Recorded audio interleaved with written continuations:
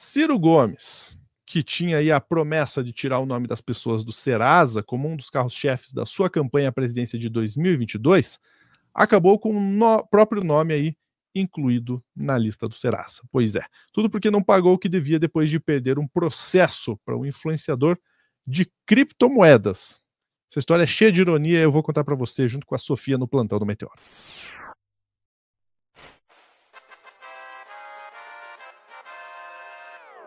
Caiu no Serasa, Cirão. Puxa vida, deixa eu chamar a Sofia Labanca aqui na tela. Já mandando um abraço aí para todos os ciristas que comentarão aí nessa notícia. Ó, o meu arroba lu.junior para você me seguir lá no Instagram e o arroba da Sofia, arroba lente vermelha. A Sofia tá postando fotos excelentes com a lente nova dela, inclusive. Vamos lá, Sof. O pai do Vou Tirar Seu Nome do Serasa caiu no Serasa. Pois é, e por incrível que pareça, foi por uma quantia de dinheiro relativamente pequena. Foram R$ 1.700. Tá, R$ 1.700 faz bastante diferença na conta da maioria das pessoas, inclusive na minha.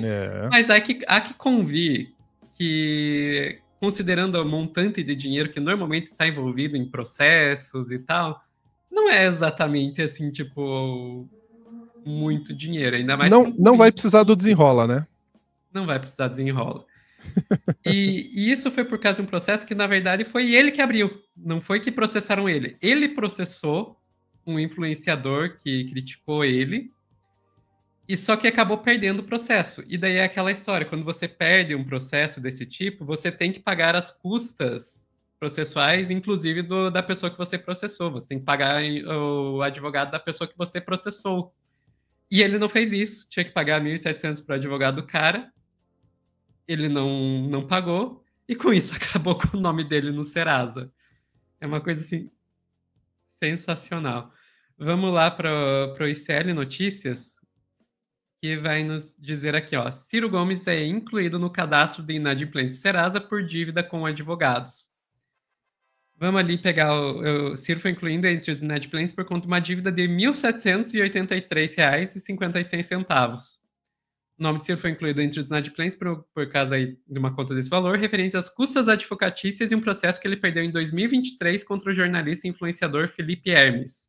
A ação de Ciro pedia a exclusão de um post do Facebook de uma página mantida por Hermes, além da indenização por danos morais. Na época, Felipe Hermes criticou uma proposta de Ciro sobre a Petrobras. A página dizia que a ideia de Ciro era maluca e poderia levar o país ao SPC, uma referência à proposta do pedetista de limpar o nome de endividados. Quem diria que isso acabaria levando o próprio nome do Ciro?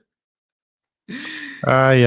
Inclusive, eu falei no começo que era uma proposta do Ciro 2022, ele já tinha essa proposta em 2018, né? Na eleição de 2018. Exato. Eu acho que vale a gente mostrar aqui o post que levou a isso. Então, aí, Liberdade BR do Block Trends. Como eu falei, o cara era um influenciador de criptomoedas, né? Blockchain. Das ideias malucas de Ciro Gomes que vão acabar fazendo o país ir para o SPC. E daí o que era a matéria, né, que ele tinha feito? Quanto custaria reverter a privatização da Petrobras como quer Ciro Gomes? Aí eu acho que é o momento da gente pegar e dar uma virada nesse corte, e eu vou dizer, eu tô com o Ciro nessa. Eu tô com o Ciro nessa. Eu não sei se eu processaria o cara por de chamar a ideia de maluca e que levaria o Brasil à SPC.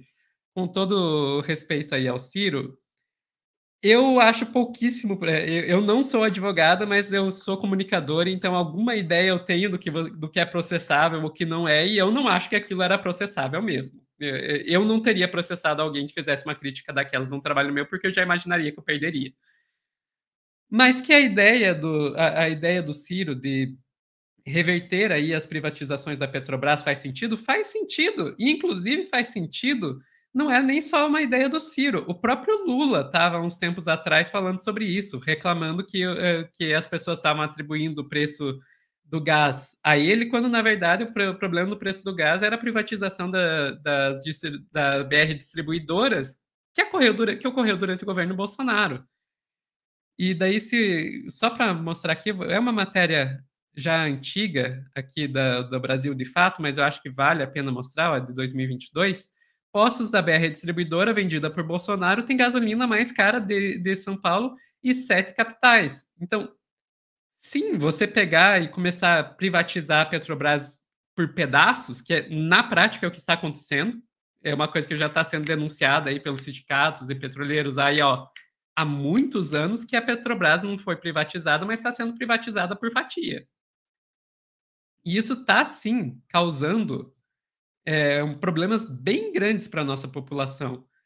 Inclusive, tem um outro gráfico, um gráficozinho que eu queria mostrar aqui, que, como vocês podem ver, tá no site da Petrobras Investidores, mostrando aí que o grupo de controle, que é o governo, só tem 37% das ações da Petrobras.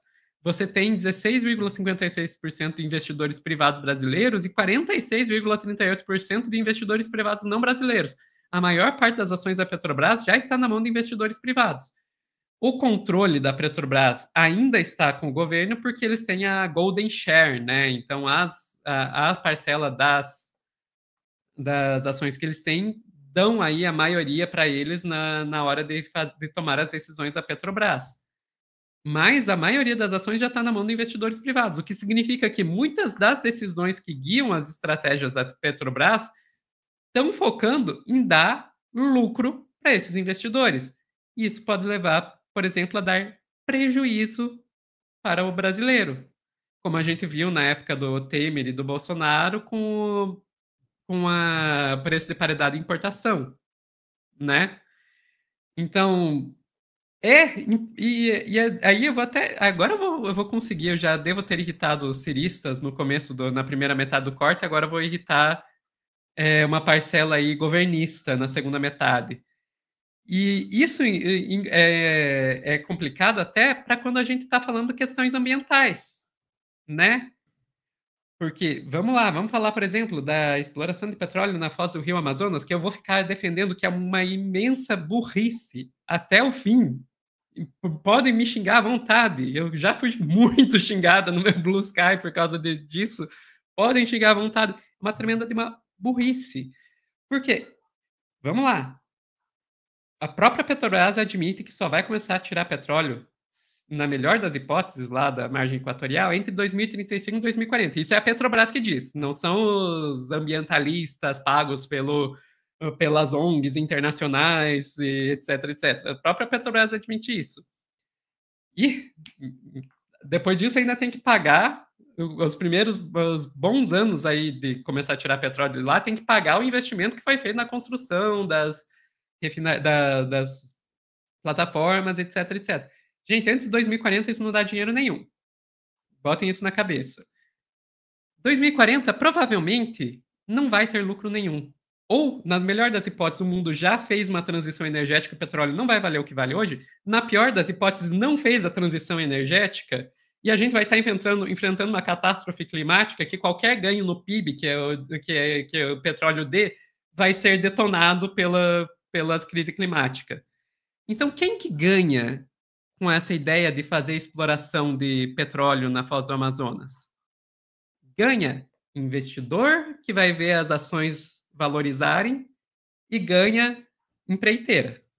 Só isso, só essas pessoas só esses grupos que vão lucrar com exploração de petróleo lá. Por que eu estou trazendo tudo isso nesse corte? Vamos voltar lá para a composição acionária. Do ponto de vista ambiental, isso aqui é terrível. Isso aqui é terrível. Enquanto a Petrobras estiver tendo que prestar contas para investidor privado, não vai ter transição energética. A Petrobras poderia ser o carro-chefe da transição energética brasileira, se ela se pensasse como uma empresa de energia, em vez de uma empresa de petróleo, ela poderia puxar toda a transição energética brasileira. Mas não vai fazer isso enquanto ela for uma empresa de capital aberto, enquanto ela for uma empresa que tenha que prestar contas para acionistas privados. Então, voltamos ao Ciro Gomes. Eu concordo com o Ciro. Tem que reverter a privatização da Petrobras, sim. Tanto pela questão de soberania do nosso país, pela questão do valor que vai chegar o gás, que vai chegar a gasolina para as pessoas, e também para que ela possa fazer seu papel aí na transição energética. Então, ciristas, não fiquem bravos comigo. Eu sei que vocês provavelmente também defendem exploração de petróleo na foz do Rio Amazonas, mas olha, eu estou dizendo que o Ciro tem razão em pelo menos um ponto. Né, olha aí. Hoje já é um pouco menos de hate, mas, de fato, o Ciro, ele teve boas ideias em relação às suas últimas campanhas. O problema do Ciro, na minha visão, é que ele tem um ressentimento muito grande com o presidente Lula, com o PT como um todo. E aí ele, em 2018, entrou nessa campanha com essa ideia de tirar as pessoas do Serasa, que é uma boa ideia, inclusive. É Uhum. uma ideia popular e que pode funcionar muito bem, inclusive, para a própria economia do país, porque não é jogo para a economia do país ter um monte de gente que não consegue ter crédito, não consegue gastar mais porque não tem crédito e fica juros sobre juros para banco. Né? E as pessoas não conseguem pagar, e aí fica cada vez mais juros, e aí a renegociação lá na frente vai ser bem diferente. É claro, o governo Lula criou o Desenrola, que já ajudou muito em relação a isso. Mas é uma ideia interessante, sim. Tanto é que o próprio Haddad, no segundo turno, incorporou essa ideia. Né? Então, o Ciro tem algumas boas ideias em relação à proposta. O problema é que realmente ele foi por um caminho aí tentando buscar o eleitor que é anti-PT na última eleição, que não votaria, que não queria votar no Bolsonaro, mas era anti-PT, só que o tiro saiu pela culatra, ele ficou atrás, inclusive, da Simone Tebet, né? Então, o Ciro ou, de fato, volta para o jogo político com alguma estratégia diferente, ou vai continuar aí nessa tentativa e erro das últimas eleições. Sophie, ficamos por aqui? Ficamos por aqui. Ó, vou pôr na tela para vocês aí assistirem não, aliás, para divulgar para vocês aí, ó, para vocês irem até o nosso canal, porque tem um vídeo novo que saiu nesse momento só para membros. Então, se você já é membro, já pode assistir.